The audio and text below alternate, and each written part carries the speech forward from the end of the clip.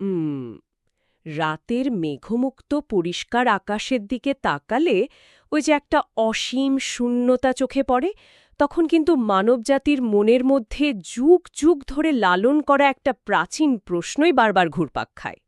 ঠিক। ওই অনন্ত অন্ধকারে যে অগণিত নক্ষত্র জ্বলজ্বল করছে।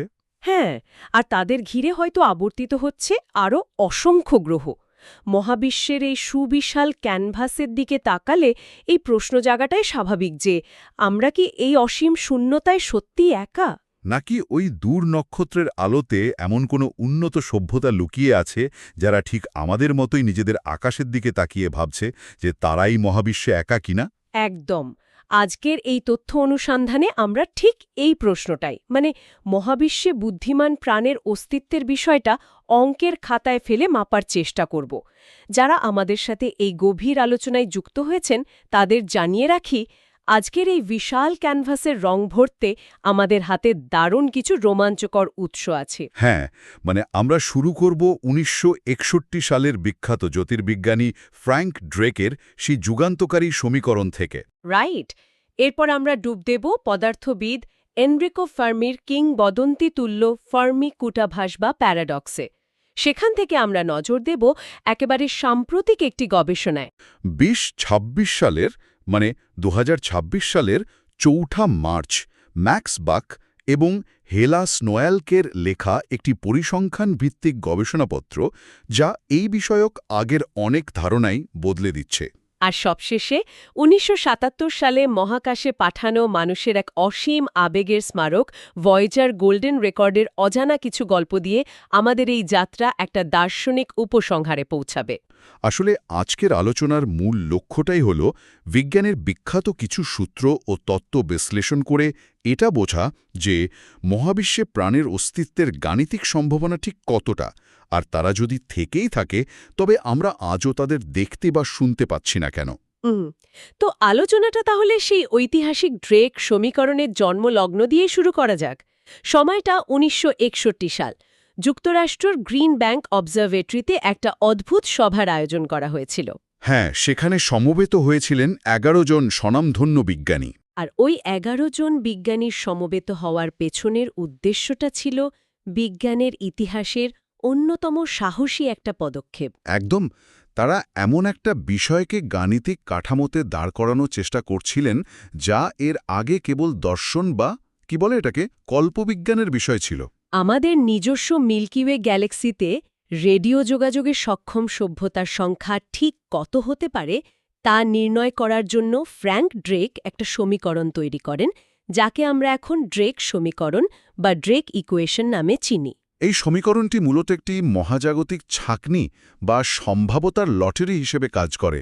সূত্রটি দেখতে অনেকটা এমন: n equals r star into FP into NE into FL into FI into FC into L. হ্যাঁ, প্রথম দেখা এটা খুব জটিল আর নিরস কোনো গাণিতিক খসড়া মলে হতে পারে, কিন্তু একটু গভীরভাবে খেয়াল করলে বোঝা যায় এর প্রতিটা অংশ আসলে আমাদের অস্তিত্বের এক একটা মৌলিক প্রশ্ন।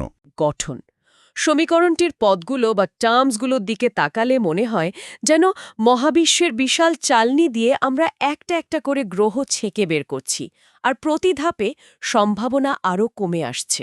ঠিক। ধরুন, যদি আমরা সমীকরণের প্রথম পদটি দেখি, সেটি হলো আর স্টার, যা নির্দেশ করে আমাদের ছায়াপথে নতুন তারার জন্মহার। অর্থাৎ গ্যালাক্সির বিশাল চুল্লিতে প্রতি বছর কতগুলো নতুন নক্ষত্র তৈরি হচ্ছে। এরপর আসে এফপি, অর্থাৎ এই জন্ম নেওয়া তারাগুলোর মধ্যে ঠিক কতগুলো নিজস্ব গ্রহ বা গ্রহ ব্যবস্থা রয়েছে। এবং এই গ্রহ ব্যবস্থা থাকার পরেই আসে সমীকরণের অন্যতম গুরুত্বপূর্ণ পদ এনই। সব গ্রহেই তো আর প্রাণের বিকাশ সম্ভব নয়, তাই এই পদটি নির্দেশ করে ওই গ্রহগুলোর মধ্যে ঠিক কতগুলো গ্রহ তাদের নক্ষত্র থেকে এমন একটা নিখুঁত দূরত্বে অবস্থান করছে, যাকে জ্যোতির্বিজ্ঞানের ভাষায় হ্যাবিটেবল জোন বা প্রাণবান্ধব অঞ্চল বলা হয়। এই অঞ্চলের প্রধান বৈশিষ্ট্য হল এখানে তাপমাত্রা এমন থাকে যাতে গ্রহের পৃষ্ঠে পানি তরল অবস্থায় থাকতে পারে, যা আমরা অন্তত আমাদের জানা মতে প্রাণের জন্য অপরিহার্য বলে মনে করি। একদম তাই।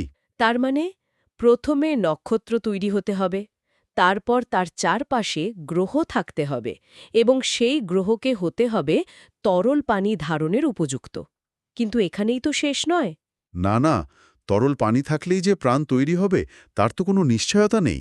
আর ঠিক এই কারণে সমীকরণের পরের পদটি হল FL।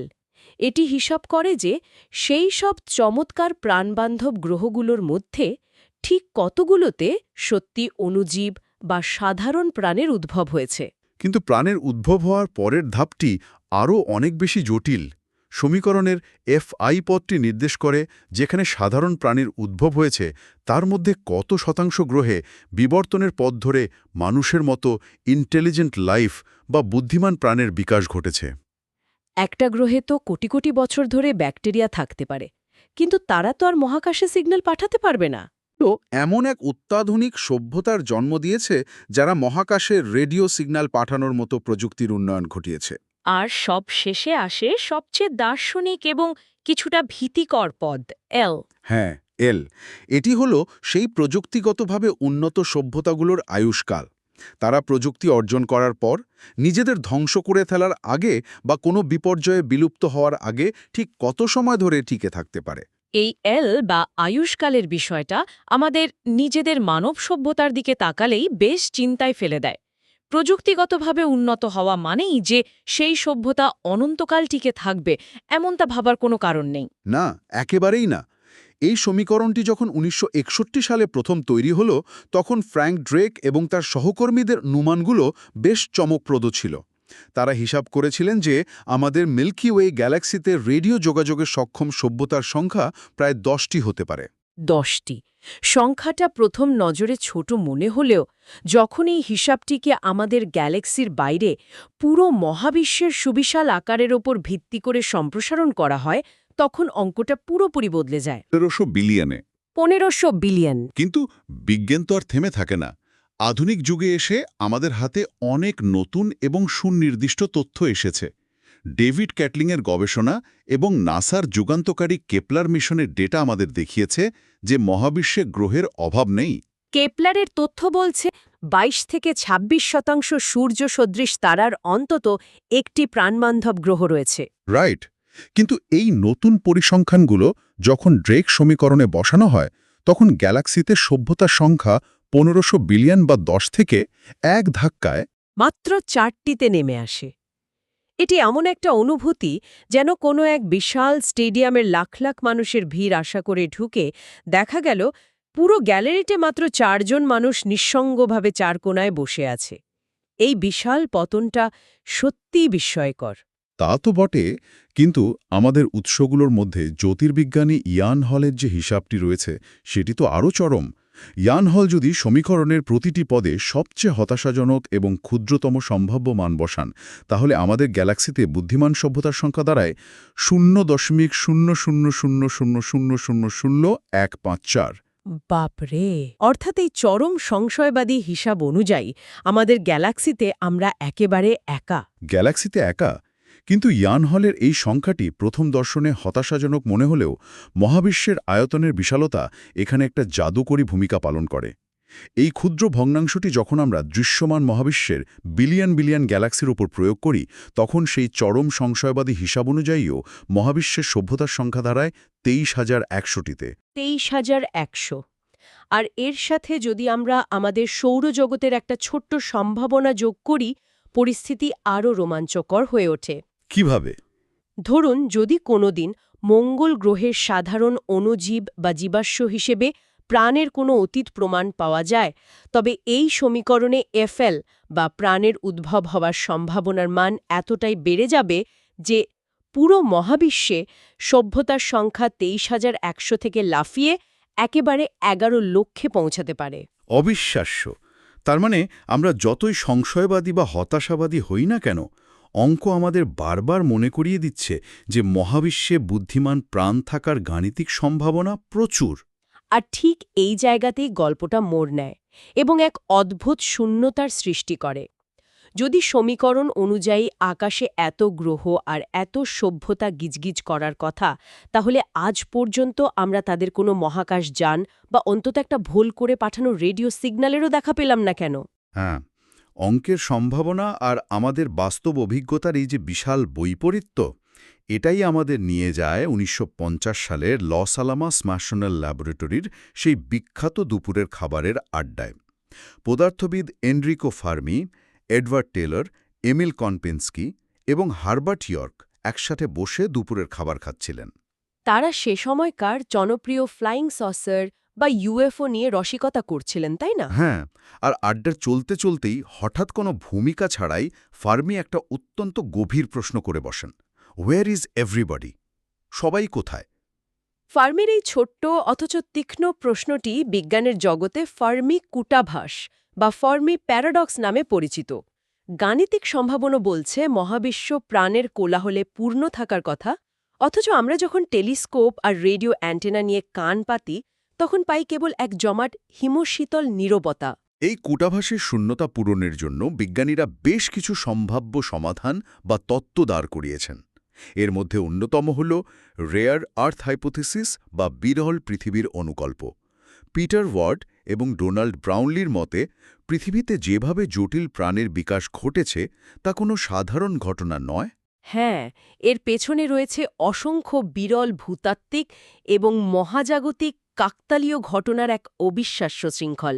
সঠিক ভরের নক্ষত্র, বৃহস্পতির মতো একটি গ্রহ যা গ্রহাণু থেকে আমাদের বাঁচায়, সঠিক আকারের একটি চাঁদ যা পৃথিবীর অক্ষকে স্থিতিশীল রাখে, এই সব কিছুর নিখুঁত সমন্বয় পুরো ব্রহ্মাণ্ডেই হয়তো অত্যন্ত বিরল।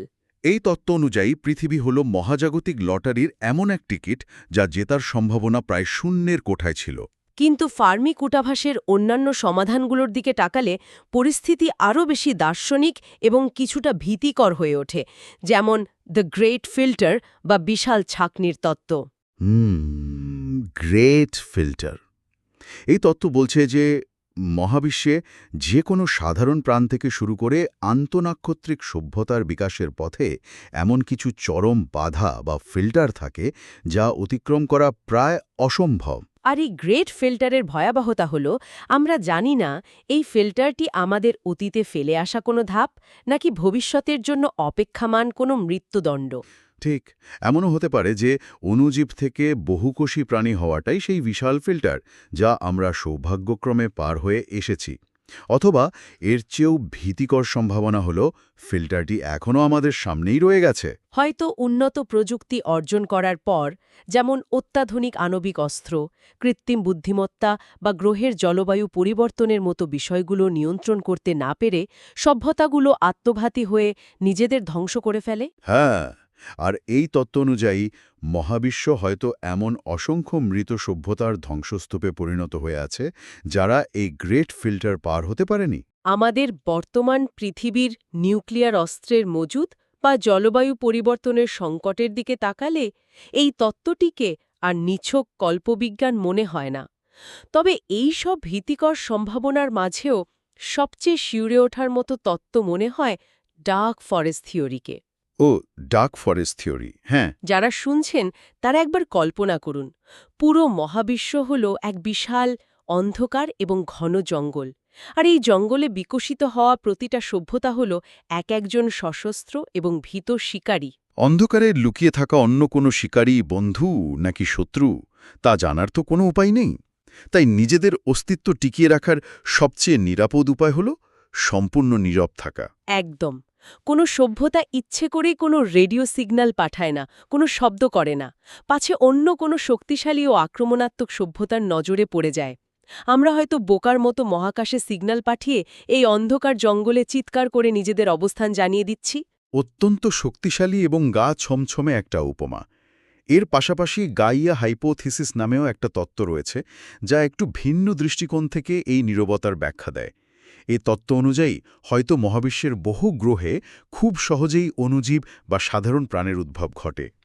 কিন্তু সেই প্রাণ বিকশিত হয়ে উচ্চতর সভ্যতায় পৌঁছনোর আগে সেই গ্রহের জলবায়ু বা পরিবেশ এত দ্রুত পরিবর্তিত হতে শুরু করে যে প্রাণীরা গ্রহের পরিবেশ নিয়ন্ত্রণ করার সক্ষমতা অর্জনের আগেই বিলুপ্ত হয়ে যায়। অর্থাৎ মহাবিশ্বে প্রাণের উদ্ভব হওয়া হয়তো খুব সাধারণ একটা ঘটনা, কিন্তু সেই প্রাণের দীর্ঘকাল টিকে থাকাটা অত্যন্ত বিরল।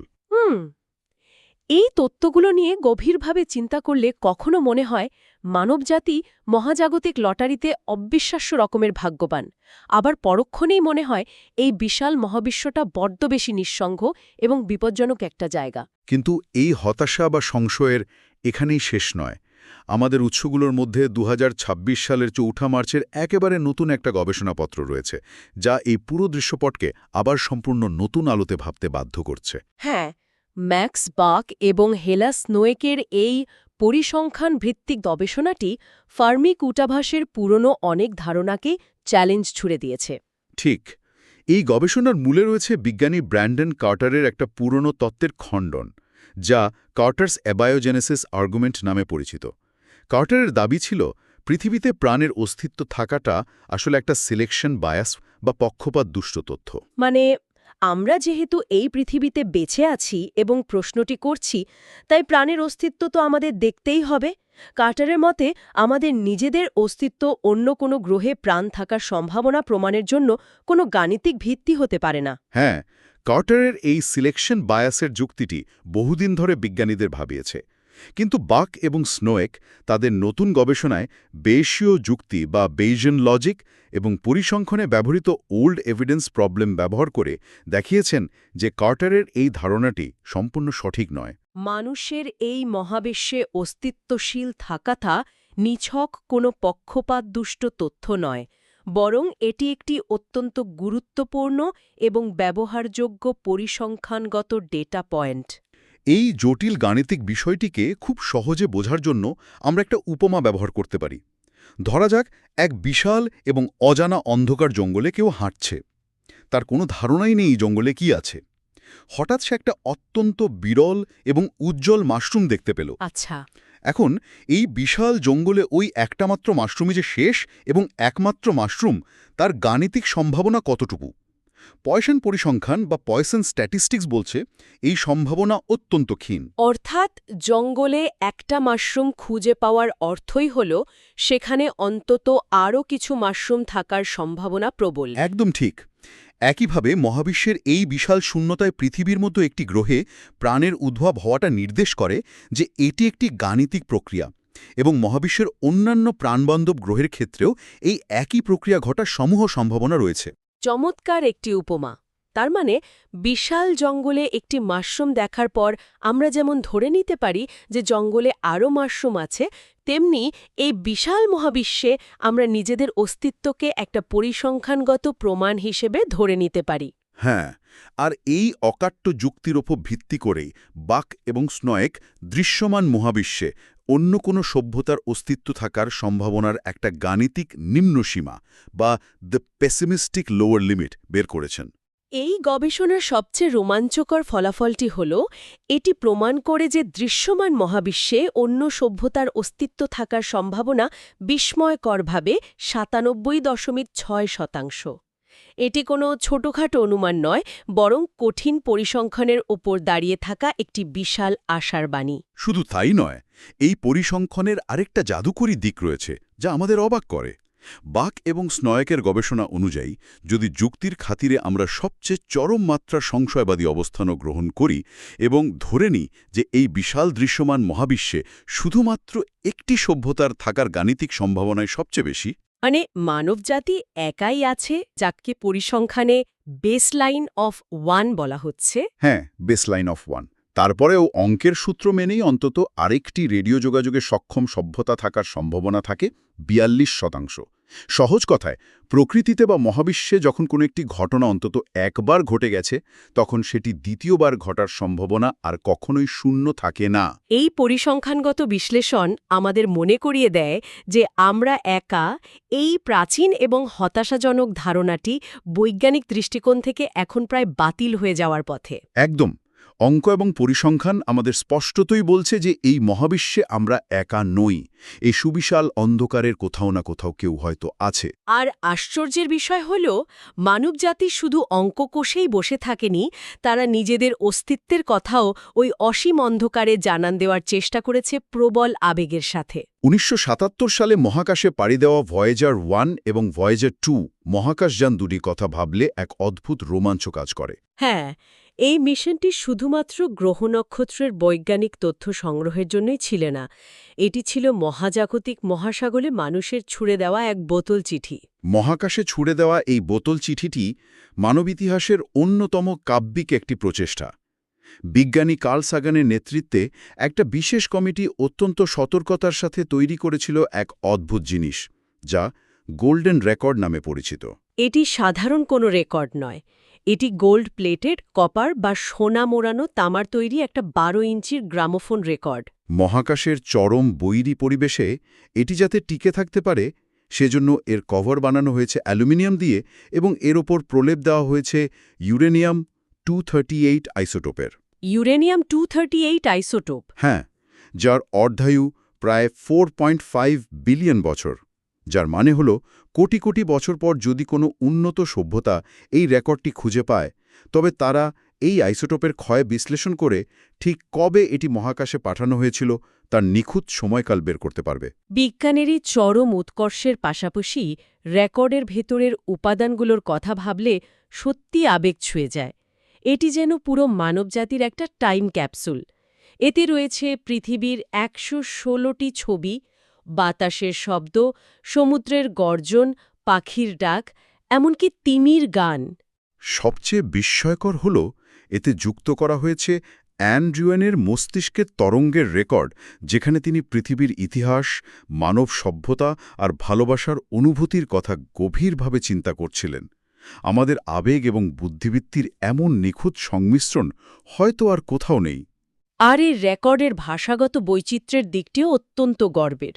গোল্ডেন রেকর্ডে পৃথিবীর 55টি ভাষার মানুষের মৌখিক সম্ভাষণ স্থান পেয়েছে। এর মধ্যে প্রাচীন গ্রিক, ল্যাটিন, আরবি, ফার্সির পাশাপাশি অত্যন্ত গর্বের সাথে স্থান করে নিয়েছে আমাদের বাংলা ভাষাও। হ্যাঁ, রেকর্ডের ঠিক 1 মিনিট 8 সেকেন্ডের মাথায় ভারতের পশ্চিমবঙ্গের তৎকালীন রাজনীতিবিদ সুব্রত মুখার্জির কণ্ঠে অত্যন্ত স্পষ্ট এবং শান্ত স্বরে শোনা যায় একটি চমৎকার বার্তা: নমস্কার, বিশ্বের শান্তি হোক। এটি শুধু একটা ভাষার প্রতিনিধিত্ব নয়, এটি পুরো মানবজাতির পক্ষ থেকে মহাবিশ্বের প্রতি ছুড়ে দেওয়া শান্তির একটা চিরন্তন আবেদন। এই ছোট্ট একটি বাক্য যেন পুরো পৃথিবীর মানুষের মনের কথা বলে দিচ্ছে। বড়দের পাশাপাশি শিশুদের বার্তাও সেখানে সযত্নে রাখা হয়েছে।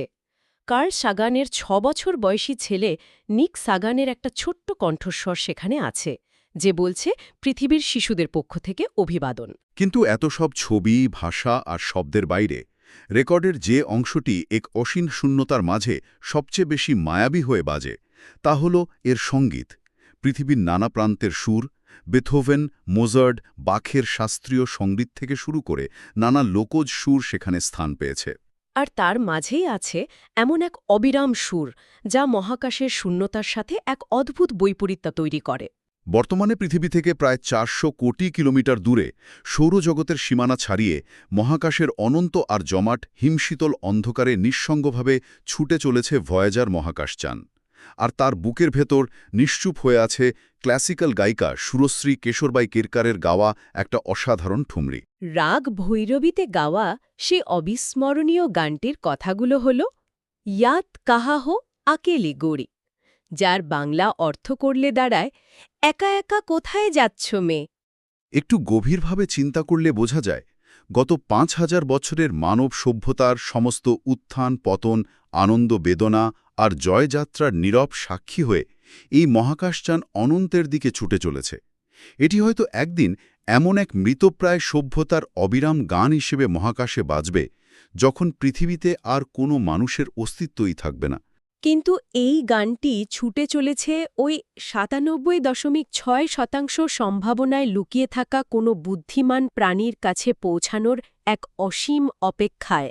আজকের এই দীর্ঘ তথ্য অনুসন্ধানের বিভিন্ন বিন্দুগুলোকে যদি আমরা একসাথে যুক্ত করি, ড্রেক সমীকরণের সেই গাণিতিক লটারি, ফর্মি কূটাভাসের সেই অদ্ভুত গা ছমছমে নীরবতা এবং 2026 সালের নতুন গবেষণায় উঠে আসা 97.6% সম্ভাবনা সেই প্রবল আশাবাদ, তাহলে আমাদের সামনে একটি অত্যন্ত গভীর দার্শনিক উপসংহার ফুটে ওঠে। বিজ্ঞান আমাদের বারবার শেখায় এবং পরিসংখ্যান দিয়ে প্রমাণ করে যে মহাবিশ্বের এই সুবিশাল ক্যানভাসে আমরা হয়তো একা নই।